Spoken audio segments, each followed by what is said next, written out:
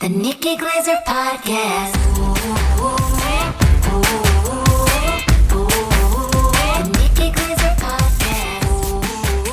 Here's Nikki. Hello, here I am. Welcome to the Nikki Glaser Podcast. I'm Nikki Glaser.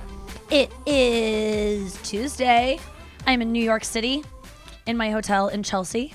Andrew is in St. Louis at our studio. Noah is in Arizona. Guys, how are you doing today? I'm so shocked that we're doing shows day of, because usually on weeks like this we bank a bunch, but it's nice to be doing them currently. I'm good. I have COVID. How's COVID brain? It's I don't know. I don't want to complain about it because it's not that bad, but it's also just bad enough where it's annoying. And like, I think what people. will you describe to us what that means to you? It feels like, you know how I'm dumb? No. Imagine no. Okay. You know how Is it molasses? Is your brain just like you're not being able to think quickly? Yeah, I feel like I have a bunch of mayonnaise in my brain, and that's sometimes when you're funniest, dude. Like when you're tired and like you can't think. Oh, like, I'm not saying it's a bad. Yeah. I'll but just it be makes chill, you feel baby. unmotivated, right? Like you feel like unmotivated to even probably. I just don't think feel of something happy, funny. to be honest. Yeah. Right, I don't you're feel depressed. happy. I'm depressed. You might be depressed. Yeah, I'm depressed, but I think I see a light at the end of the tunnel. I see the Yes. Or maybe not. Maybe I'll just die. It's fine.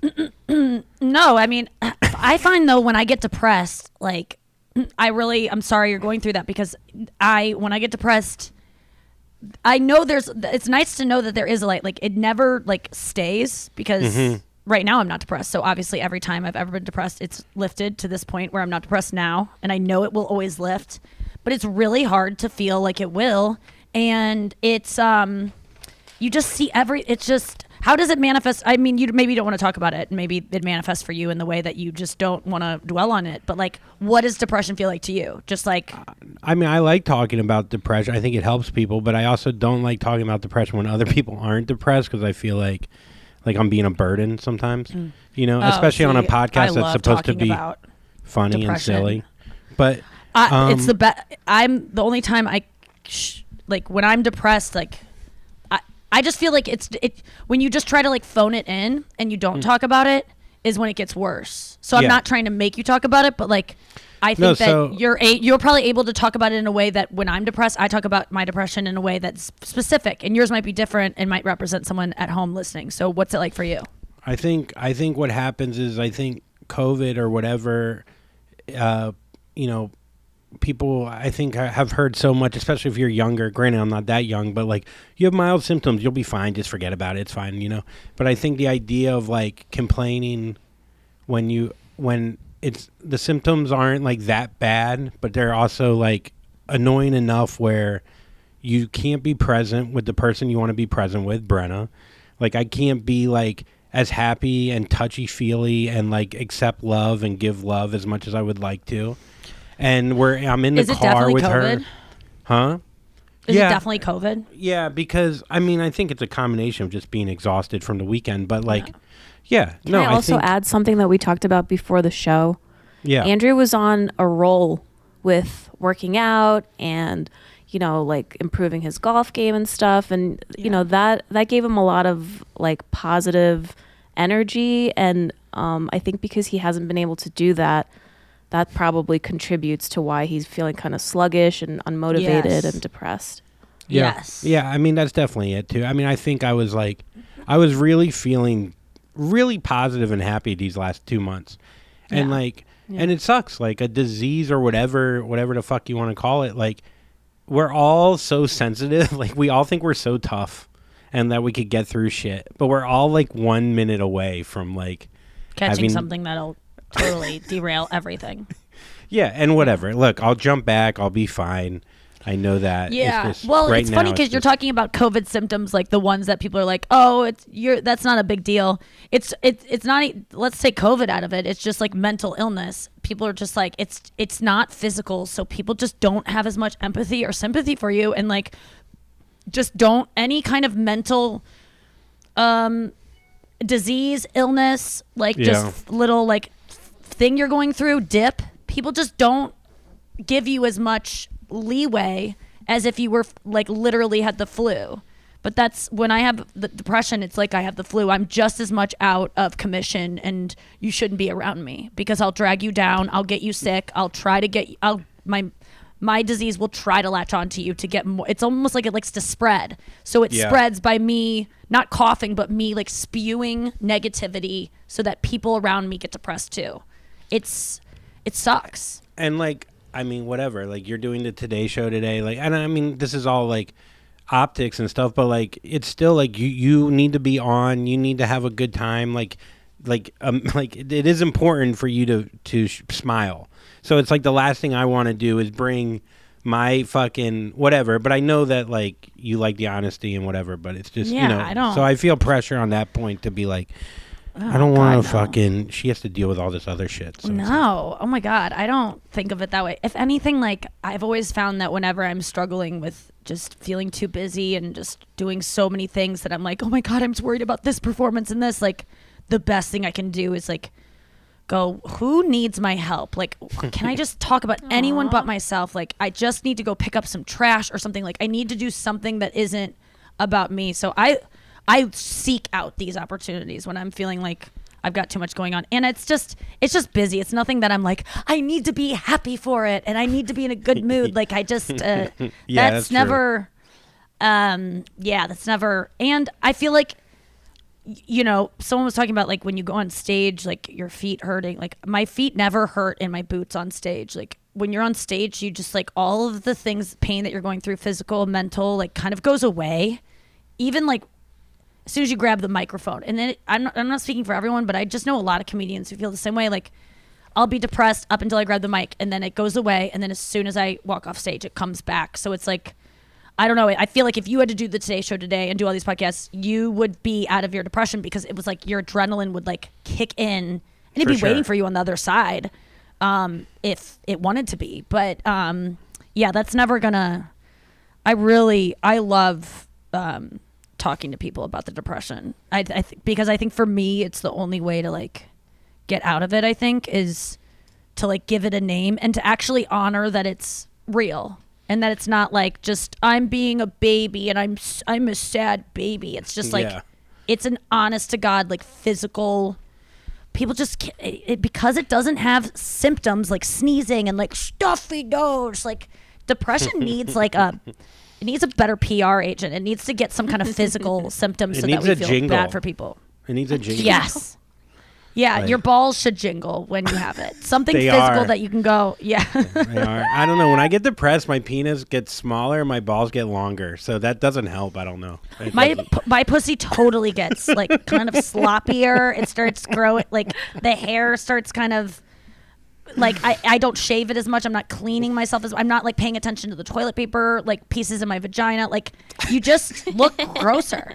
I'm just not treating myself well. I saw my balls in a different light the other day, and I was like, "Is this depression?" Because my balls look like really old and weird. Like, yes. And I'm like, maybe I'm sad. What about them made them look older? Can you be specific? Just they were hanging lower, maybe.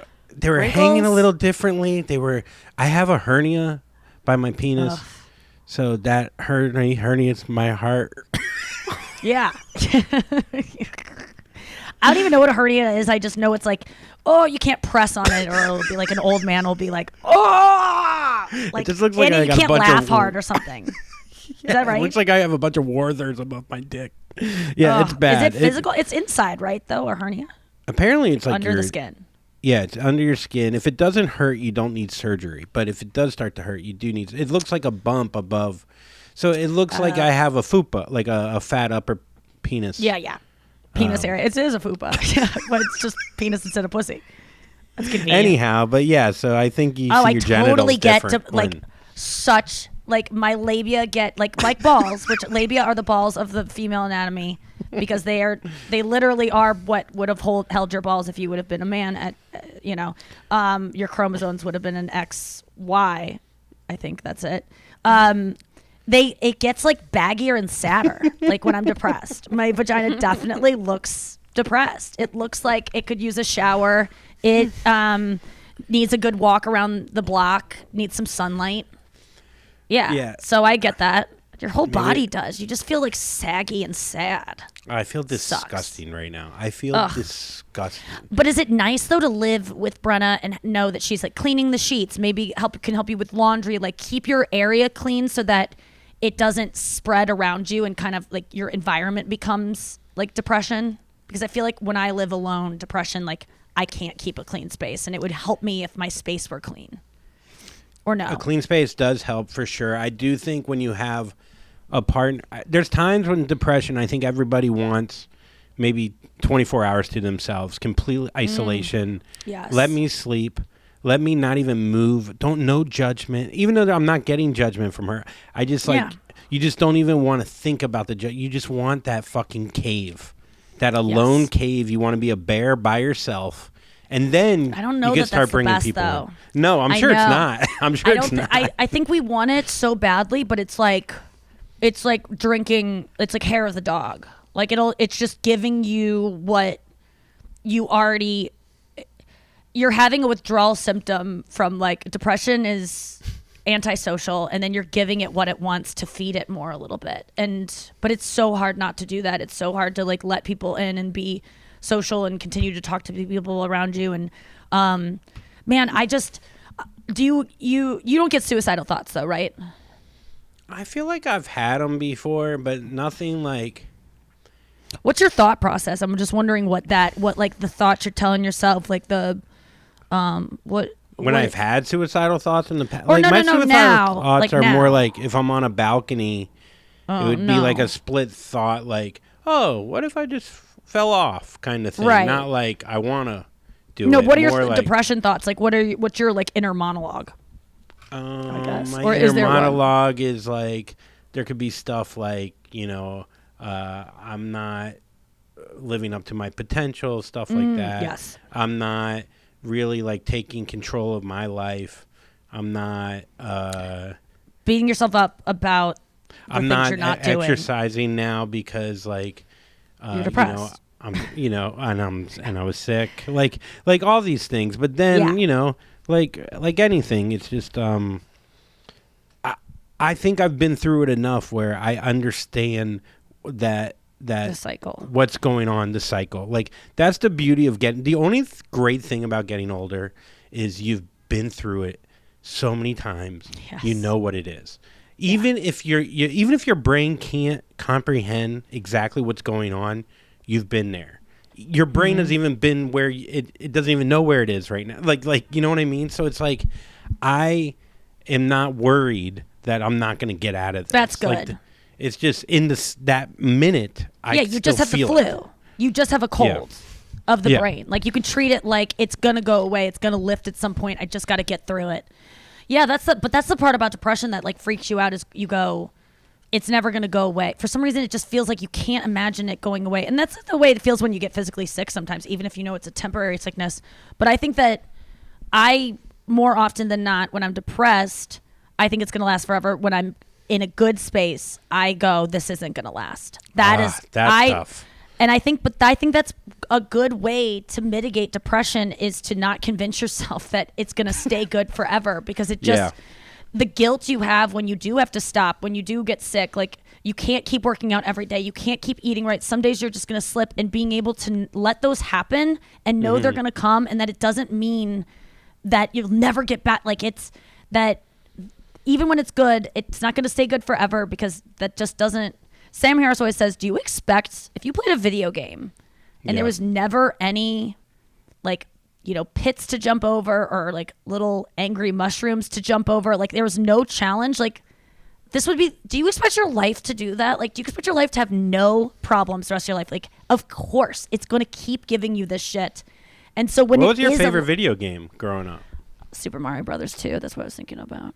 Yeah, Oh, nice. When I said that, I was just thinking That of was a like hard little one. like, yeah, I loved that. I loved all the little worlds you could go to. I loved Yoshi. Yoshi was your favorite, the little green guy? Yeah, I mean, he was the one I picked with Super Mario Brothers. Like, Why did you like him? Racing, because he was the fastest there, and Yoshi was just like, he'd go. It was like that tongue would come out. Wait, yeah. Oh, yeah, his tongue would come out. And go, That's Super Nintendo. That's the Super yeah, Nintendo one where you could ride him. That's what I And he meant. would That's eat what I the meant. berries. Super Nintendo 2, like the second thing of Super Nintendo where you would go and you could do that. But I also just like that sound you make when you jump on him. It's great. What about your favorite video game? I mean, growing up, Sonic. I was a Sonic guy. You yeah. know, I didn't want to think. I don't like thinking in these games. A lot of Sonic people made me think too much. I feel like it was Really? a different controller. Sonic was You start hard. with Nintendo, and then you go to Sega, and it's like a whole new operating system you got to learn. I love how you say feel like- Sega. You say Sega like the Sega. commercial. Sega. Sega. Sega. What do you say? No, Sega. Sega. Wait, what? That's were how you they used to say it. Vegas. I say Sega. Sega. Oh my God, it's Vegas. I say Vegas. Vegas. Were Vegas. you shitty to the Sega, Sega. kids, or were you a Nintendo head? No, Like, were you I mean, I stuck? was- Were you loyal? I Because there just- are people that, treat Sega as like. We just didn't get Sega, and so I didn't get to really know it. But I wasn't shitty to them. I just like, PlayStation came along, then we upgraded to that, and then I dipped out of Nintendo. Nintendo 64, never learned, never knew how to do it. Just like didn't want to learn, couldn't do it. And then I tapped, and then Sega, or I guess PlayStation was the last time. I PlayStation don't 2 think was my last. we realize operating. how Right. big video games are now. Like, Oh my God, they're insane. It's everything. It's honestly, I feel so stupid to not be involved in it because it's there's so 13-year-olds making like $30 million a year just like killing fun. zombies. It's social. They all talk to each other and they like Yeah. hang out and play. Like that was obviously we hung out with our friends to play when back then, but like it's a whole world that I'll never catch up, and I just don't know how to. I mean, I'm sure if I became like bedridden funny, or something, yeah, I would yeah. pick up video games because It would be thank funny God if we for got a those. full-on gaming system and me and you got really into it. Like, just try. Why don't we try to get into like Halo, me and you? Like, just see what happens. I mean, Chris will not. He was playing a game that I make fun of all the time called like Dragon Quest or something like that, and he was obsessed with it. And he has made it so like he doesn't let himself play Dragon Quest because he knows that it will derail his life, and so he doesn't let himself do it. He also there's other things that he's just like I can't follow college football or certain things like that where he's like it's too much work and I will become obsessed. It's the way I am with TikTok. Like I just can't have it on my phone. I know I'm going to love it and it's going to take up too much time and I just can't sacrifice that time right now. But man, I did a Barstool show today, a controversial one. It's called BFF and it's with, I'll talk about it when I get back from the break. But Oh, we got to yeah. take a break. Yeah, it's with, what's his name? Dave, the guy who founded Barstool. Oh, with Portnoy? Oh, Dave Portnoy. Yeah, Portnoy. And they were like, my publicists were like, he's controversial. Do you even want to do this? And I was like, fuck yes, I do. And I'll tell you about it when I get back from break. Andrew! I'm coming, baby. Go over here to your arms.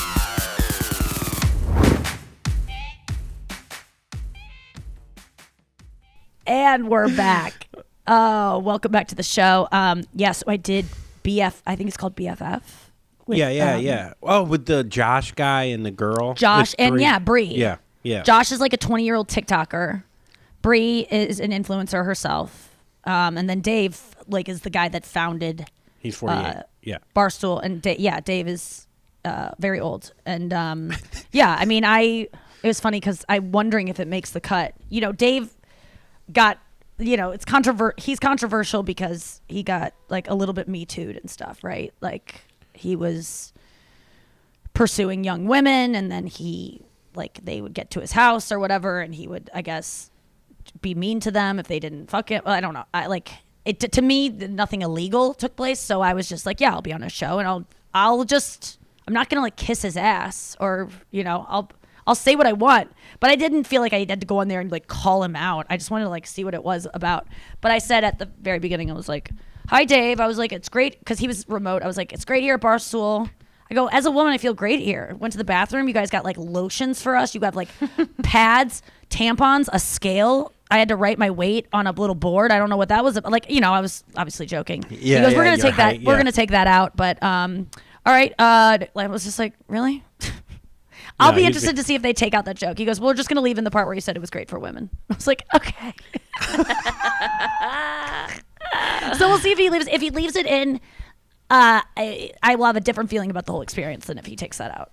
So how But- did the interview go? Like, how did you feel? It was good. Like, I mean, it was like we just like talked about like the way people dressed at Coachella. We went over like different just news headlines pretty much. It wasn't like an interview as much as it was more like he asked me about, the Will Smith Chris Rock thing. Yeah, it was fine. I have thoughts, but I'll save those for offline or when, I have a little more distance. No, but it was actually like I really did have fun on that show. And then I also did KFC radio at Barstool, which is like one of my favorite shows of all time to do. And we had a great time. Did you do Would You Rather? Yeah, I did. I played the game, which they do Ask the Internet. And Did they get mad that we make fun of it or no? No, I talked about on KFC radio. I was like, because I called out like edgy comedians, and I talked about how edgy comedians, I pretty much did the edge and was like, your audience needs to know what comedians are doing when they act like so cool. And I explained he loved it. And then I did tell him a lot of these Ask the Internet questions are and he was like, they are And then, but I had fun. It was fun. It was good. But yeah, it was a long day. I mean, I just came from Barstool, and before that, Sarah Silverman? Yeah, I started out the day at the Today Show. Well, I started out here at my hotel room. Robin is in town. She was my makeup artist on F-Boy Island 1. I met her. She lives in Cayman. And she came to town and did my makeup starting at 6:30. And then we got picked up at 9:15, went to the Today Show. I knew that Sarah was going to be on the show. Sarah Silverman was going to be on the Today Show with me. They were like, do you want to do a segment with her? And yeah, it was really fun. So I got there and I saw her and we had a really good time just talking about she is dating a comic writer, Rory Albanese, and she was just talking about how they came to be and she was talking about her friendship with Chelsea Handler and how this was on air or this is backstage? This was like backstage, but she's just like so nice and personable. She came just to my green room. We were just like hanging out. She's like, what are you promoting? And I was telling her about my show, and she's just so nice. Had you met her before? Yeah. Spent time with her before? So, yeah, if you don't know, the way I am about Taylor Swift, I was about Sarah Silverman for a few years of my life. Massively, maybe more so because I was younger and a little bit more insane. And I knew everything about her, bought her posters off eBay. And this was back when there was no Instagram. It was just maybe MySpace back then, but I was obsessed with her, read everything, watched everything. And how does it feel to know her now is crazy. How does it feel to I don't know, now fast forward all these years. I mean, you literally, your first stand-up, you were substituting, yeah. She was your hero. She was your mentor, in your mind. She was Taylor, and she was as unattainable. It was like the way I feel about Taylor Swift in terms of what I'm doing with music now. That's how much of a novice I was compared to her talent. And now I've been in the business long enough that I've kind of caught up and I'm kind of in her world, obviously. But I've overcome the initial oh my godness, because that happened early on. I talked about it on the Today Show today, but I got to meet her during my obsession randomly because we had a mutual friend, Doug Benson. And it was, that was one of the wildest days of my life. Just him, just being hey, Sarah's going to pick us up today. We're going to go to Kimmel. And I was just Sarah, who, what? And he's like, Sarah Silverman. And I go, wait, Doug, I don't think, I was just graduated college. I was I don't think you understand, we're riding in Sarah Silverman's car. And it was insane. I went to Jimmy Kimmel. That was the time I went to Jimmy Kimmel with Sarah and Doug. And that was the one where she did, I'm fucking Matt Damon. That whole thing. That was the debut of it. It was Jimmy's birthday. And we were there. And she's always been so nice to me. Hey, doll. Just hey there. Always calling me doll. And just oh, come here. And just so loving, so sweet. Always so nice. And we never become close friends because I wouldn't, if I was her, want to be close friends with someone who's that obsessed with me. It's the same reason I don't think Taylor Swift and I will ever be that close, no matter what happens, because it's just hard to be friends with someone that's that obsessed with you. But today on the Today Show, I got to kind of gush about her and to her face, which I have not. I think I've done before, but probably try to play it a little bit cooler. Today, I was really able to go pretty fucking hard right in front of her. What makes you feel like you were able to gush more? Because I was on camera and it was just easier with all those people there. No, I'm not. Everything's always easier on a camera. Yeah. Yeah. Like I would never tell her that because like it's a lot to take on someone's energy when they're like, I love you. Like I've known everything. Like that's a lot for that person. That's why I tend to not do that and burden people with that. I don't mind it when people do it to me. I like help them through it and like I get it. But I just don't want to bother people that are just, she has a long day of press, I'm sure. I just did. But on camera, I'm like, this is interesting. This is better for other people to witness and to her to kind of like have to take it because we're on camera as opposed to like, Did you do no, it you don't have to say role? that. Huh? What was her role on the show? Like, what did she talk about? She was there promoting, she has a play that I walked by today. I'm in Chelsea and I walked by this theater and I see a sign for The Bedwetter. And I'm like, that's the name of Sarah's book. And then I look and I'm like, that's a play by Sarah Silverman. I was like, oh, it's a musical of the book. And it's the musical she's promoting that the guy from Fountains of Wayne, Adam Schlesinger, I forget his last name, but he died during COVID. But he wrote this, he died tragically. He's the lead singer of Fountains of Wayne. But they wrote this whole musical that was supposed to come out in 2020. And now it's coming out now. And she was there promoting that. But we just had fun. And she did a segment, then I did a segment, and she was sitting there for it. And then we did this other segment called like secrets, and we were supposed to write down secrets on a piece of paper, and then they put them in a bowl. Me, Hoda, Jenna Bush, the two hosts of the Taste Show, and then Sarah. And my secrets were really weird, and theirs were all adorable. And mine were, I like to watch videos of people having corns cut out of their foot to like soothe myself to sleep. And theirs were like, one time I threw a shoe at my sister's head and it cut her lip. Or like one time I used to sell Now and Laters to my classmates. And mine was, the other one I did was I can't get a ring off my finger and it's been on for 2 months and I have no plan. I'm going to die with it on. So that was my other secret. But I had a hard time coming up with secrets. I really did. I gave them a bunch, but those were the two they chose. Let me see what I gave them. It's kind of like when people are like my, what's it called when it's like my...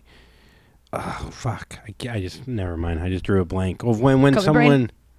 Yeah, when you have COVID brain and you can't think of anything. No, what's it called when? Not when you have a dirty secret. When you have a. You'll know it. I kind of know what you're talking about. You like know a it. like a guilty pleasure. Bukkake. Oh No, God. no, malarkey. No, malarkey. Well, it's really hard to come up with a secret because you could think a secret is something that.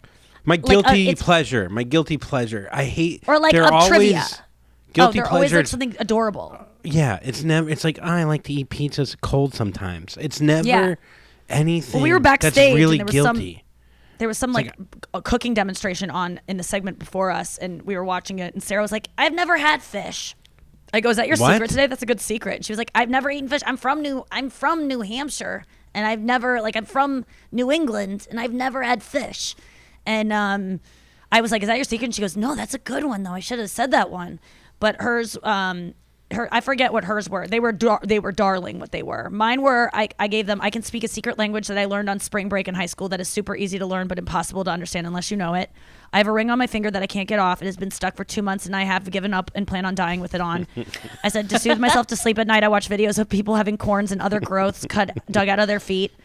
Number 4, I don't understand football and have tried many times to learn the game, but it makes no sense to me and never will.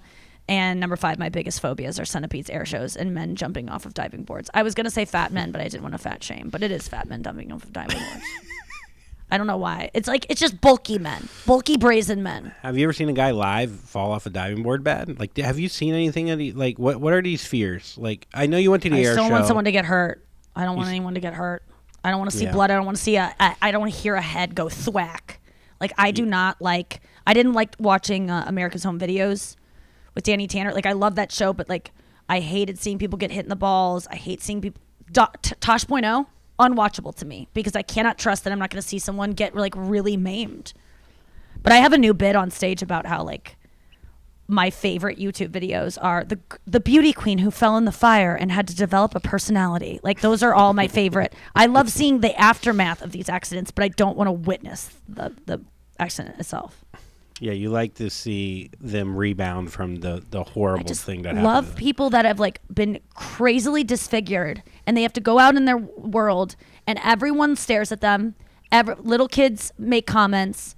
People whisper, and they just love themselves. I think it's just it's it's such a good thing to watch. It is not me being morbid, like, oh, I want to see what this girl looks like with her face burned off. It truly motivates me because anything I think that I can't go out because I feel fat, or I can't go out because I feel ugly or whatever, like, just to see these people, how their lives changed when they had to overcome this.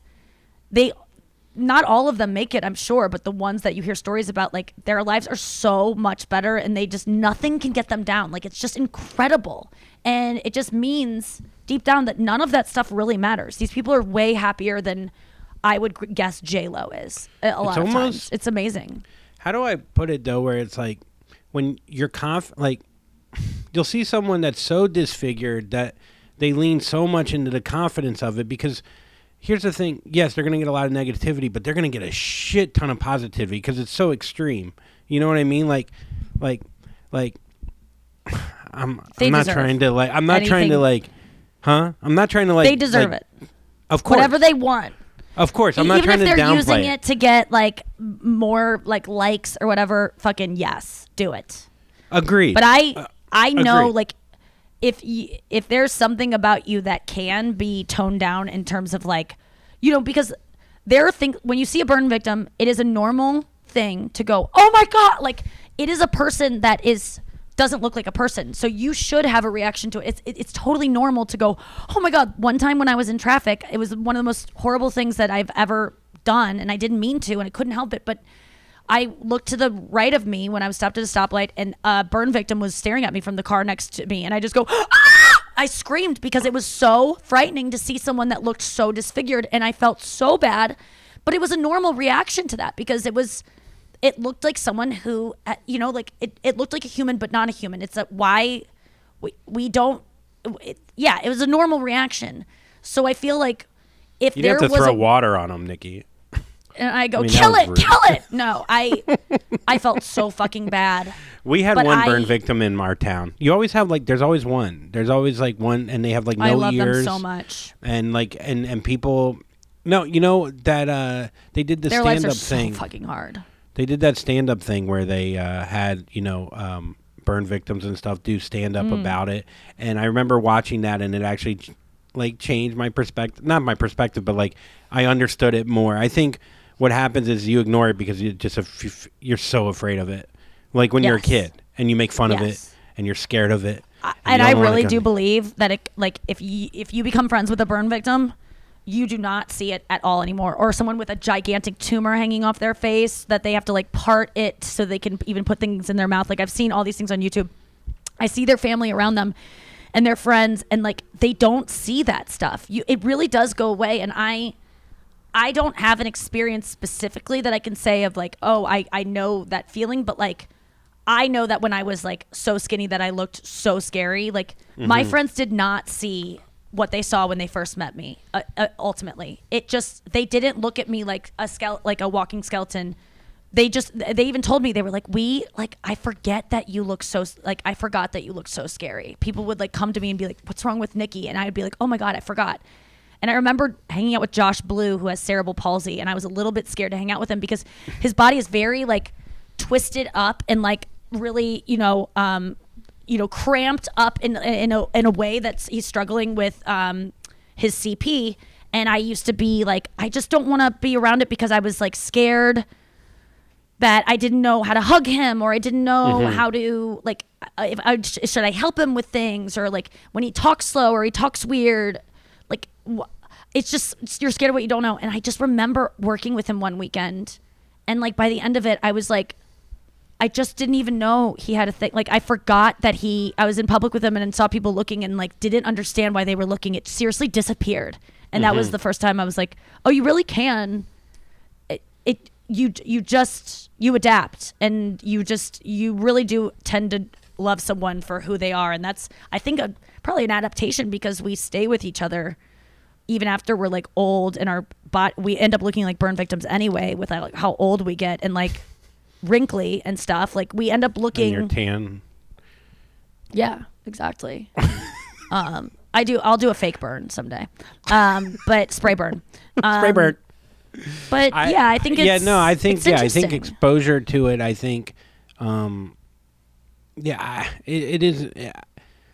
But how do it sucks Look because them in the you eyes. can't experience it unless you get close to them. Like, you can't just like rent someone that has a deformity so you can feel better about it. Like, Well, I wish ask questions and Yeah. engage them. Ask them about it because like they're willing to talk to you about it, and acting like it's not there is not like you can act like it's not there when you don't need to actually ask them about it. So go, oh my God, what the fuck happened to you? But it's actually okay to do that. Like I've found, I mean, I don't want to speak for all of them, but like people who have disabilities don't mind you going like, what's going on here? Like, can you explain it? Have you ever seen the movie The Greatest Showman? Yeah. No.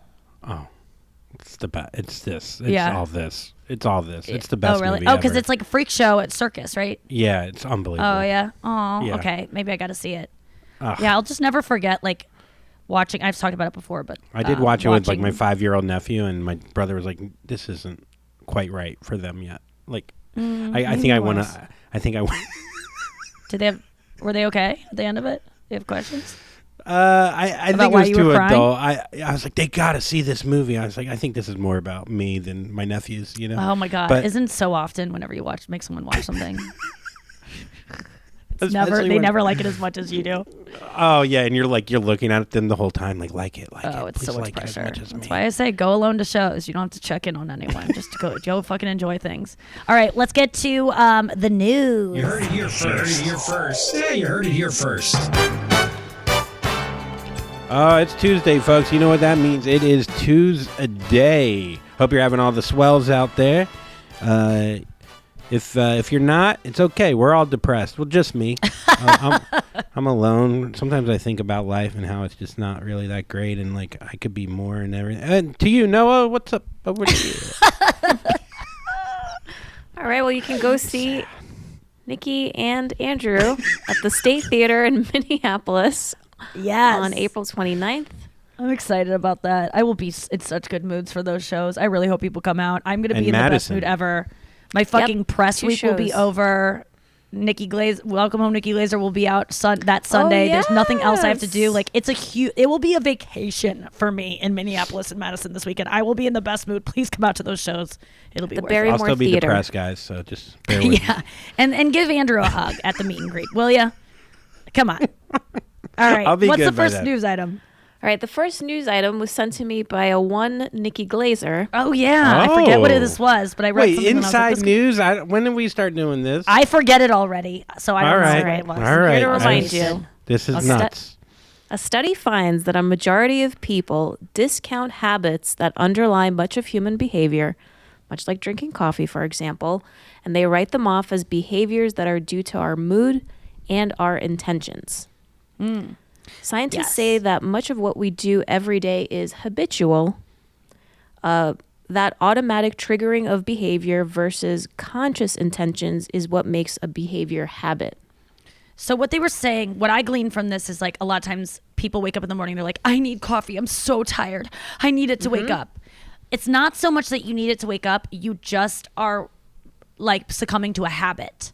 So like Yes. we are more addicted to habits than we are the substance that we think we're addicted to, which was kind of turned what I think about caffeine addiction on its head for me.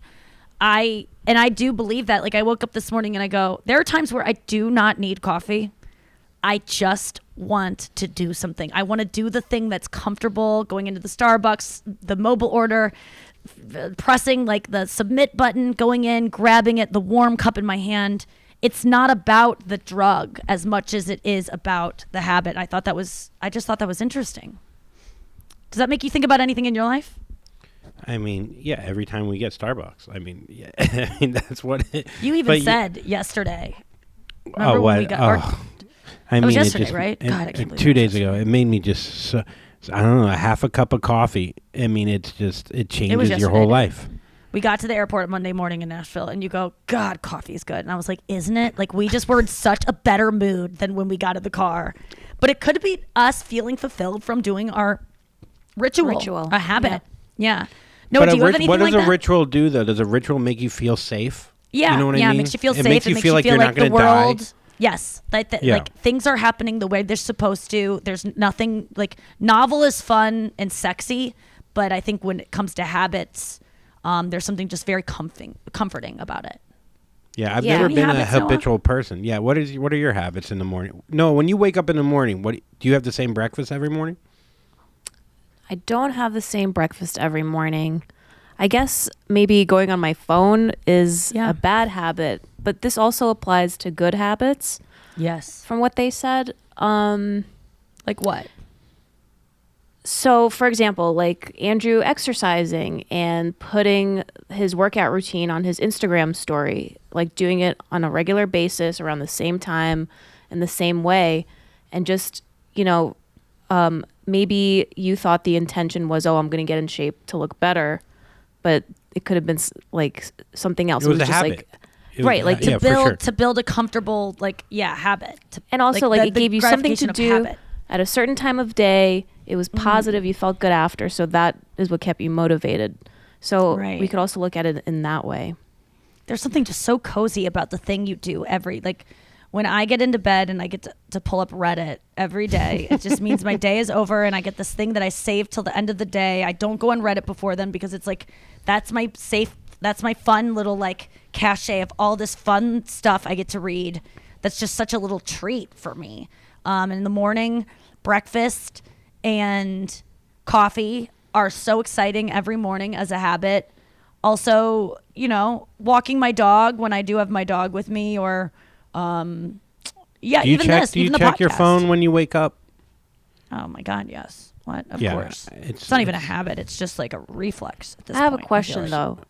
Yeah. Knowing this, do you think that you could change a bad habit more easily now that you know that Yes. it's not something that your system absolutely needs, like caffeine, Yeah, because for example? this fits into everything I believe about addictions or about like bad behavior, is that we convince ourselves it's so hard to quit because we're addicted. Like smoking, people are like, oh God, but like when you really get down to it, a nicotine addiction is not a difficult addiction at all. It's like that's part of the propaganda by the cigarette companies, is to convince you it's hard, because they know if you think it's hard, you can go, oh, it's hard, I can't quit. So as soon as I let go of, oh, nicotine's hard to quit, which I had been telling myself for years, it was easy to let go of. So if I'm able to tell myself when I'm craving that third coffee, like, is this because you're tired and you need caffeine and like you're scared of a headache will come on if you don't have it? Or is this because you just are feeling a little stressed out and you want to feel the comfort of a habit? And I think it'll be easier to let go of, I think. Yeah. I'm not checking my from. I'm gonna go. Granted, I still haven't gone to that Chinese place I said I was going to.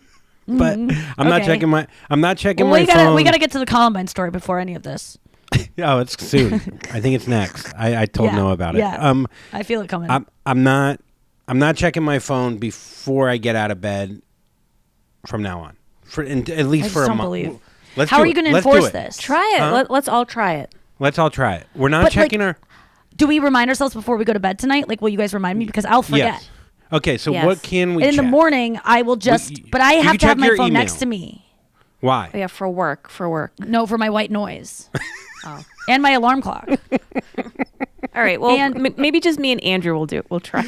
No, In Nikki's the morning, in. I don't Nikki's- check Instagram right away. Like, I eventually get to it. But in the morning, I usually put on Chris's radio show as I get into the shower and get ready. And Okay, then that's fine. That's not your phone. That's cool. I guess. don't check Instagram and emails and texts until, like, sometimes I'll see texts and there's tons of them, and I'm just like, no, I don't need to do this right now. Like, when I have time, it comes. I can do it. But Can I get to the Instagram next got story? stopped. Yes, please. Let's do it. Okay.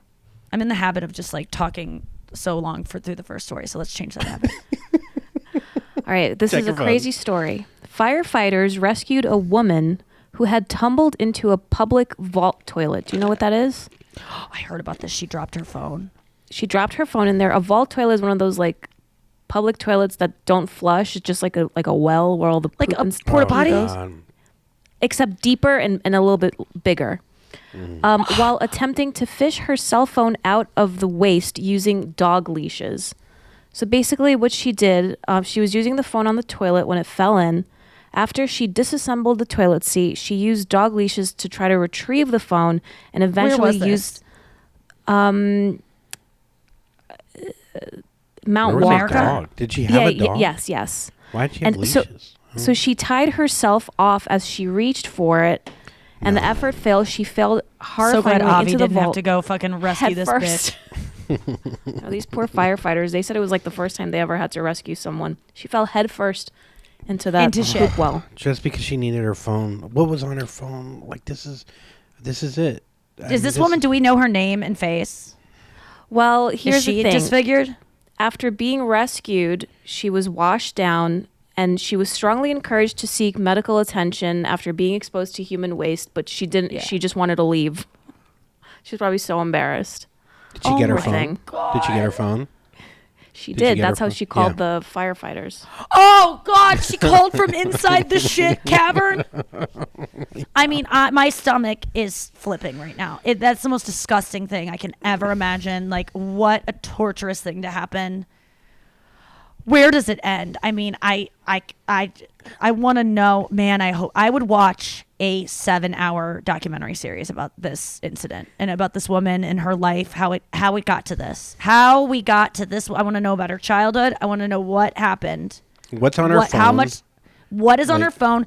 What she looks at on her phone? What apps she's using? How far would you go though to get your phone? Like, let's say you were walking into an elevator and the phone fell in between the elevator and the door, and it fell down. I would go to the front desk and go, "This is what happened. What are we looking at? What can we do?" And then I would just go to the AT&T store and go, "I'm fucked." Like, listen, I have the financial means to buy another phone right away, and it's not a huge hit, but like, I would go pretty far to get back my phone. But dropping it in the toilet, yeah, I'd reach right in and grab it. A vault That's a toilet, good fuck point. no. Yeah, you've done That's shit, like, so yeah, I've done shittins. I'm not scared of getting my hands a little dirty. You talked with Andrew Santino about it on his Yeah, I did. latest podcast. I talk about. I saw someone. This happened to someone in front of me.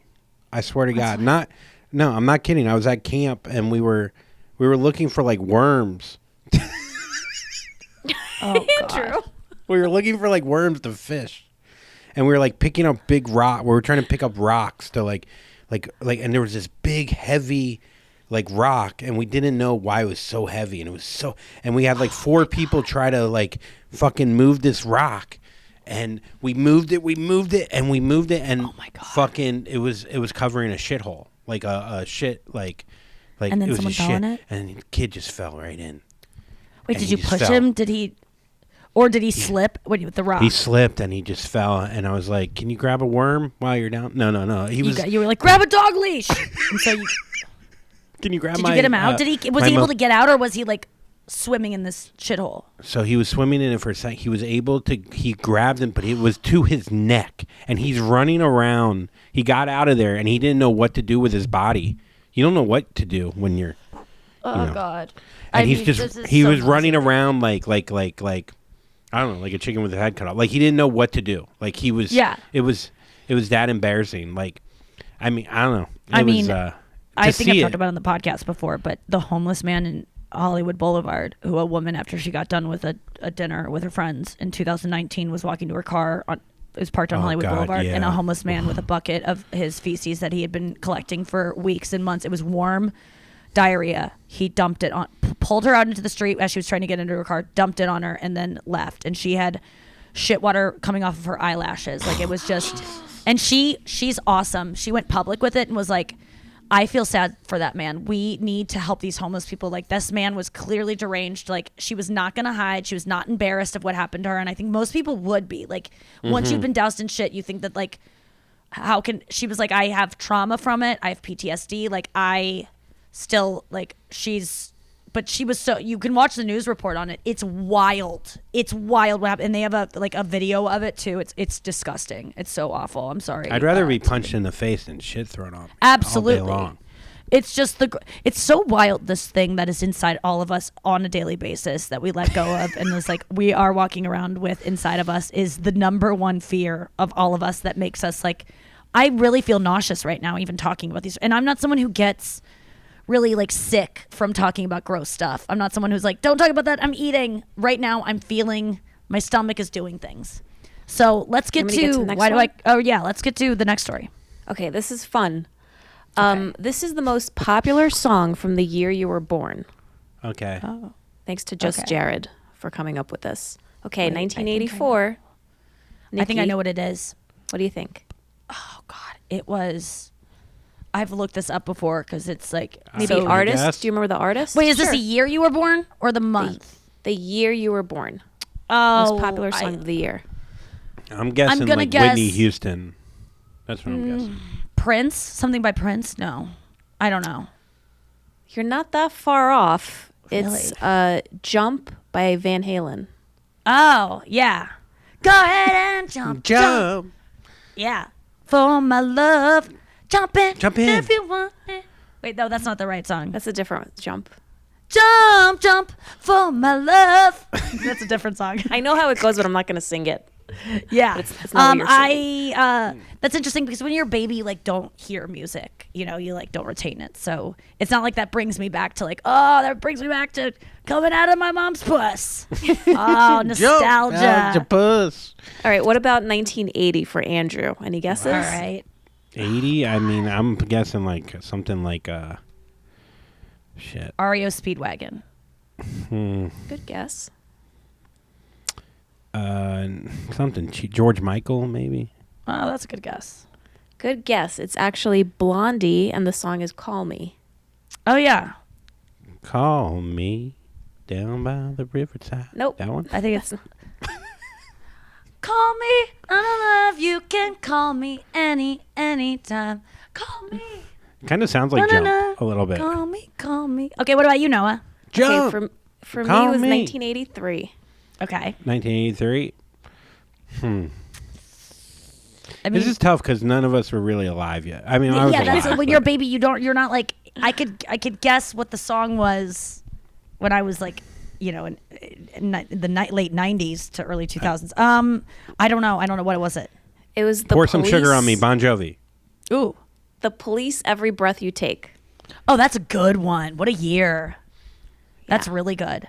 You know that September 11th, September, like the number one song during September 11th on Billboard's charts was I Keep on Falling Oh, in and wow. out of love with a fallen. What? Yeah, that's the truth. Alicia Keys behind this. I know. Well, you know. cute I'm enough. not pointing any fingers, but Yeah, I don't know love where to she look was. up like what was happening at that time of like what was the number one song when fucking COVID hit. Oh, 2020 was that? Let's see. Yeah, what was the COVID? Yeah, what was the 2020's Oh yeah, what was biggest song? yeah? What was the day before we found out of COVID? Like, I think she just has years. oh yeah. So then, what was it? 2020 COVID dropped. Yeah, I mean that was classically March 2020. Oh, listen to the sirens. COVID. What if people are still banging their pots and pans? Okay. 2020, the most popular song, according to this list, was Blinding Lights by The Weeknd. Yep, that checks out. Everyone's doing it on TikTok. Ding, ding, ding, ding, ding, ding. It's so weird that someday is going to be the same as Call Me, I don't love you, can call. Like, it's going to be such like a throwback song. It's just All new music I mean, I know will be a that's the way throwback. it works, but it's just weird that will be an oldie someday. Even though I think that oldies still are oldies. Like to me, 60s music is still oldies and 90s music is just 90s music. Even though 90s music now is oldies when 60s music was oldies back in the 90s. Does that Yes. make sense? Yeah. But right? someone- like 90s isn't I saw oldies. Do you think it's yeah. oldies to young kids? Well, that like 2000 is far enough from us as like when when Oh my God, 1980 it's music disgusting. in 2000. Like, Yeah. you know what I mean? Yes. It's Like- wild. It's well, yeah. Age is weird. I know. But we're the youngest we're ever going to be, so just like fucking be excited about it. I mean, I Jump. just have to be. I know.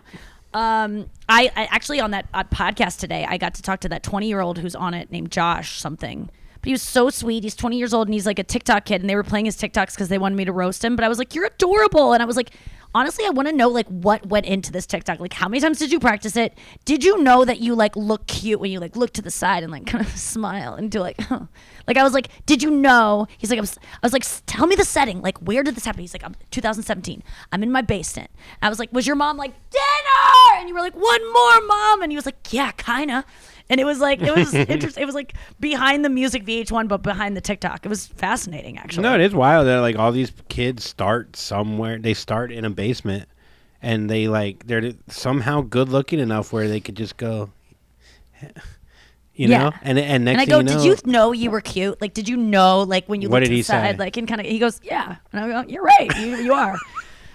They showed me a video later, and I go, were you of age when you made this? And he was like, yeah. And I was like, you're hot. I was like, I didn't want to comment because the first one I almost said it, but he was a little young. But then the second one I was like, okay, yes. He goes, no, that was last week. And I go, you're hot.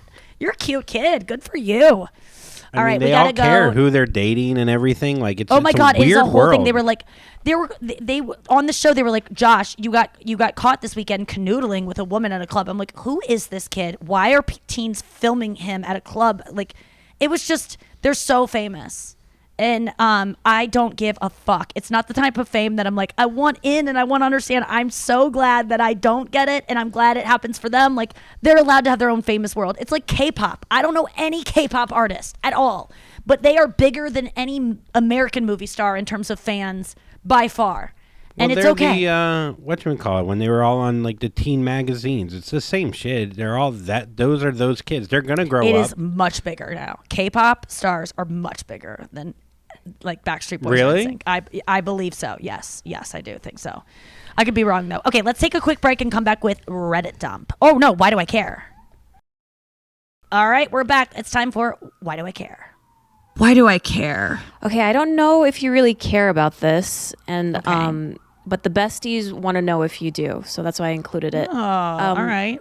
Howard Stern slams Johnny Depp for overacting amid his defamation trial against Amber Heard. Oh. What's your take on the whole Johnny Depp Amber Heard? You know, I'm on Reddit, and Reddit fucking hates her, and Johnny Depp's a hero, but Reddit's filled with men, and they just love villainizing this woman who they could never get in real life. And so they love that there might be this storyline where she's the one who's the abuser and he's the innocent one. I've done my research, and it isn't great research, but what I can glean is that they're both abusive idiots. And Yes. they both did stuff that was reprehensible and gross. And yeah. That's how I mean, feel the news is, though. I think you nailed it. That people are dying for people to go, believe men. Like, people want to hear that narrative so bad. And it is a real narrative. I get it. But they're really, like, leaning into, like, he's such a soft man. You know what I mean?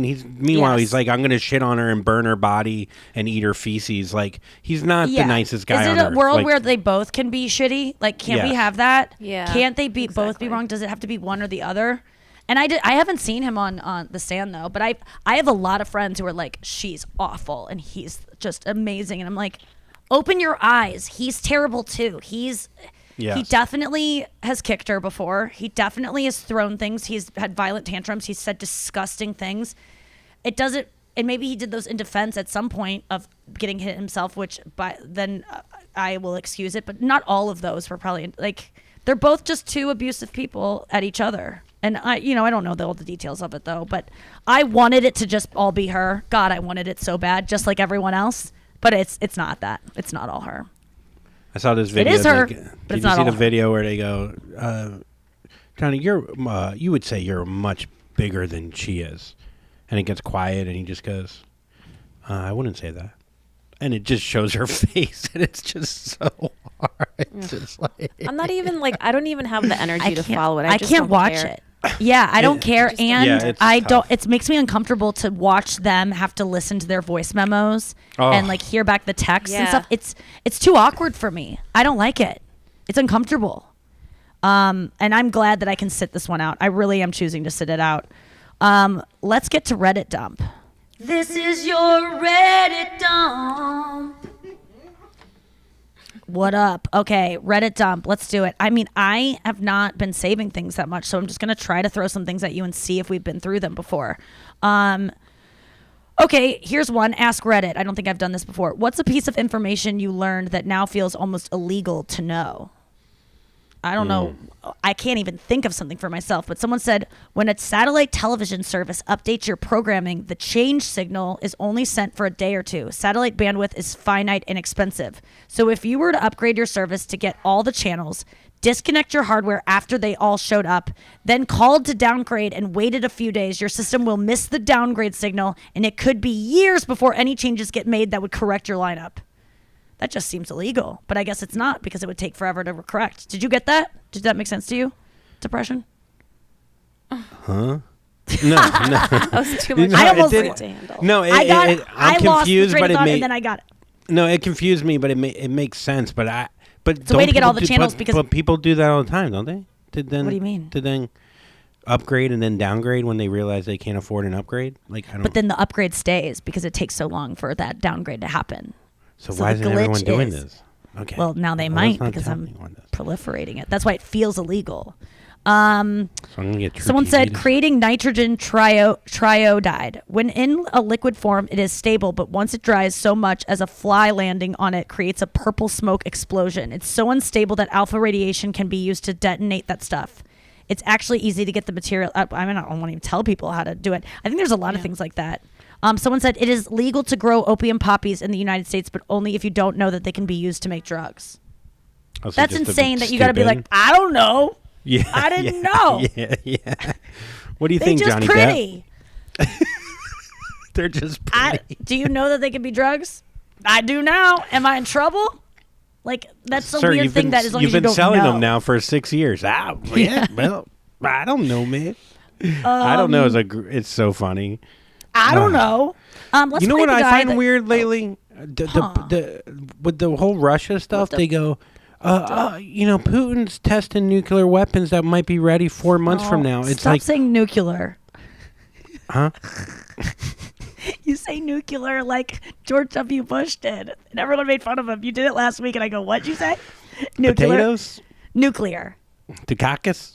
Yeah. Okay. Bukaki. Okay. So yeah, Russia, Putin. No, but all this info is just like on Twitter. It's like, where are the surprises in war? We're just like, in 4 months he's gonna like, I don't know. I just find all this information is just like being put out there, and everyone's just like, oh, okay, in 4 months he'll be ready with the nuclear bomb and whatever. Like, I don't know. I just find like, do you know what I'm saying?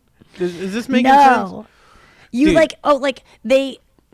there's no like surprise attacks anymore is what you're saying? Yeah. Let me tell you, everything- yes there are. That's why we have I'm done. TSA. There's surprise attacks, my friend. I don't know.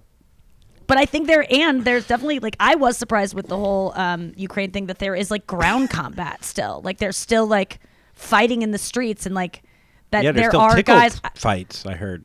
Tickle. Okay. Let's play the video of the funeral guy. Noah. Oh, so what happened at the funeral? You'll see. This is a guy on a talk show that it's kind of like almost like a news show that this woman hosts, and she goes to this guy who has a peculiar job. Bill, you're a private investigator. You also call yourself the coffin confessor. What do you do? In short, I crash funerals on behalf of the deceased. So, people hire you, they tell you, say, a secret that they have while they're alive, and then they ask you to reveal that truth either at their funeral or when their will is being read? Yeah, it could be at the I funeral, thought this was the wake, fake. the will reading, or it could be a private message to somebody delivered face to face. It's This guy's not real. a job for anybody that can just go and do it. It takes a little bit of nerve, but at the same time, it's a request that started, believe it or not, as a joke. Tell us about your first client. Do My tell first us. client was Graham. He was a gentleman that I'd been investigating a claim for. I got to know him only for a short while. He had cancer. He was close to death. We got to talking about death and the afterlife and all things surrounding death. And I suggested he do his own eulogy. He said he'd been to plenty of funerals where eulogies just aren't shown out of disrespect, or the families just don't show 'em. And so I suggested I crash his funeral for him. And he took me up on the offer, and I did so. What did he want you to say at his funeral? He wanted me to out his best mate for trying to sleep with his wife while he was on his deathbed. He also asked me to remove 3 people from the congregation that he hadn't seen in 30 years, so why would they pay him their respects now when they could have, seen him when he was alive? And you went through with it? Absolutely. What was the response? Shock. And I'm interrupting a funeral, between loved ones sitting there and grieving, and his best mate's performing a eulogy, and I stand up, interrupt the funeral service, and announce that his best mate's got to sit down, shut up, or bugger off, because the man in the coffin's got something to say, and this is what it is. And I'll open the envelope and I'll read aloud exactly what was said. Did the best man stay put, walk out? He left pretty quickly. Why do you think some people take this approach to confess after death? Well, most of it's because they haven't got the strength to get up and punch the people in the face that are hurting them. That's really what it is. I mean, it's not all bad either. I mean, it's good, bad, funny and sad. There's quite a range of funerals that I've crashed. How much do you charge? Between $2,000 and $10,000, but they don't need the money where they're going, and I never get a complaint. You've said that one before, right? Many times. What a cutie. Oh, What do you think about that, Andrew? You loved it, right? it's my favorite thing I think I've seen in years. I knew it. It's a long Dude. clip, but I just thought people would like it. First of all, the silence in the crowd is, the silence in the crowd is so funny. But God, would I love to do that with someone in my family? You know. Yeah. Oh, You would like to do it after you're dead, or you would like to be the guy that stands? I don't think you could. I think you would be too awkward. You get so uncomfortable when Oh something's no, I wouldn't like, want to be. I wouldn't want to be that. I couldn't be that guy. I couldn't be like, excuse me, you were trying to fuck. This I dead would guy's love body. to be that guy. I would like that job. But I could see you not liking that. That's why I was surprised. I was like, I think would that's like like- one of those things of like me picking up dog shit with leaves, where you like want to scramble away. No, And I I'm would like, like what's to wrong? be dead and telling a secret to everybody about and have everyone have to feel awkward at my own funeral. That would be Really? Kind of fun. That would be kind of fun. Oh I man, think it'd be fun. Yeah, it would be fun. Have you ever seen the one where the guy has a recording inside his casket that's like, guys, let me out of here. Boom, boom, boom. Please No. let me out. I'm awake. And everyone is around. He's being laid into the ground, and everyone's laughing because they knew this guy had such a funny sense of humor. And it really does sound like he's in there like, come on, guys, I'm serious. Oh my God.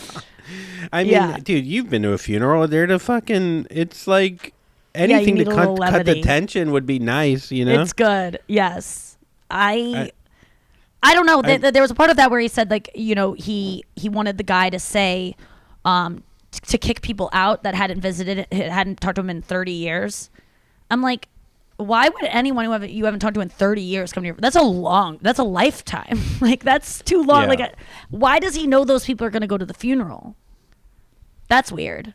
But I do think That it's is funny weird. if you're sitting at a funeral and a random dude Yes, no one knows. that no one knows and I was even wondering why he's there, stands up and says, the man in the casket has something to say. You need to shut up, to the guy that's delivering the eulogy. It's wild. It's so cool. But yeah, it would be like, that would be really hard to do.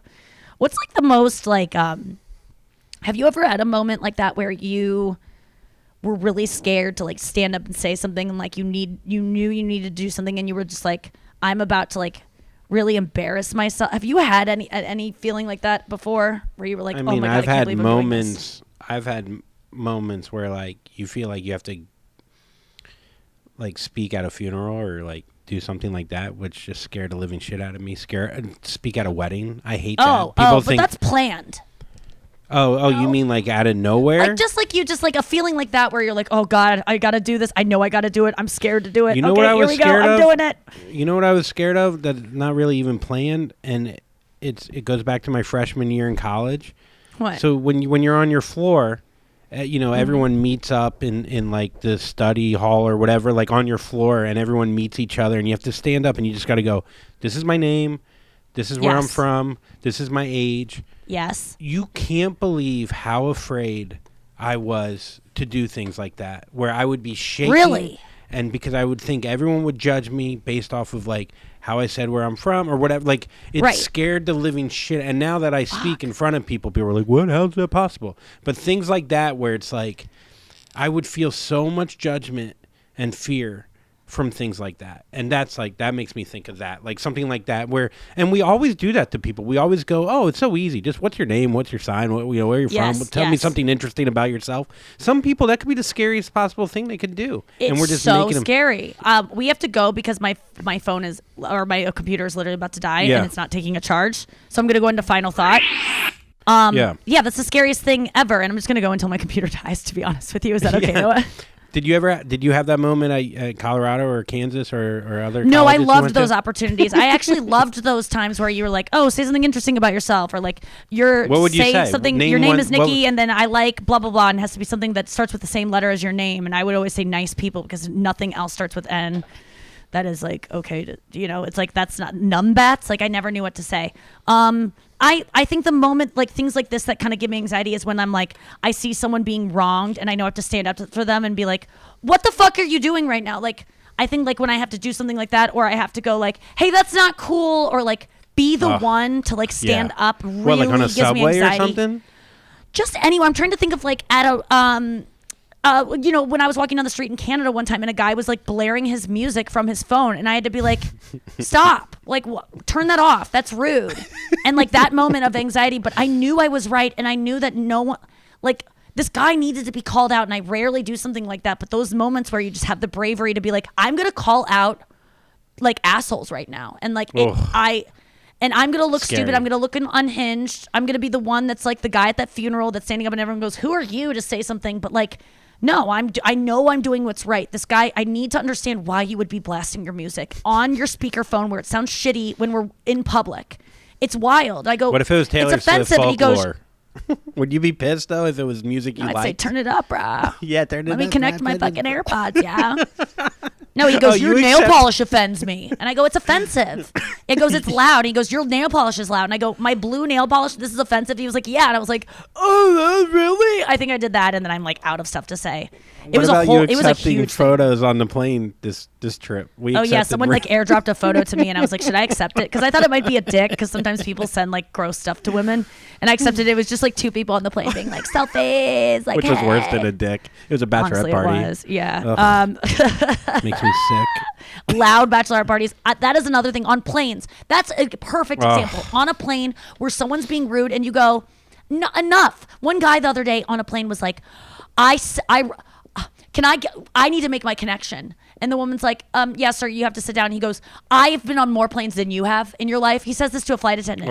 And he goes, I've literally flown more than you have. I saved children for a living. And he was already bragging about when I got on the plane, this fucking asshole. I was so close to calling him out. But then he shut up. And I was like, if he says one more thing, I get to say something. And then he didn't say anything. I was so mad because it would have been so good to be like,